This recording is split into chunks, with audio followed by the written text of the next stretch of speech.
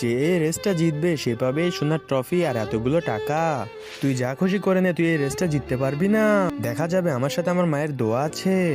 1 2 3 গো। তাড়াতাড়ি দৌড় দে, আমাকে রেসটা জিততে হবে। আমি তো পড়ে গেলাম। এখন আমি খুব সহজেই রেস জিতবো। আরে এই রেসটা তো আমি সহজে জিতে যাব। আমি একটা কাজ করে আমি একটু বিশ্রাম করে নেই। আরে ওর তো পায়ে ব্যথা লেগেছে, ও তো এতদূর আসতে পারবে না, আমি কিছুক্ষণ ঘুমিয়ে নেই। তারপরে কি হলো তা দেখার আগে এই দুইটা ছবির মধ্যে যে কোনো একটা ছবিকে ভালোবাসলে লাইক এন্ড সাবস্ক্রাইব করো। আমি জানি দুষ্টু ছেলে মেয়েরা লাইক সাবস্ক্রাইব করবে না। আমি জিতে গেছি, জিতে গেছি। আরে বাহ, কনগ্রাচুলেশন আলসিফা, তুমি তো রেস জিতে গেছো। এই নাও তোমার সোনার ট্রফি আর তোমার 25,000 টাকা।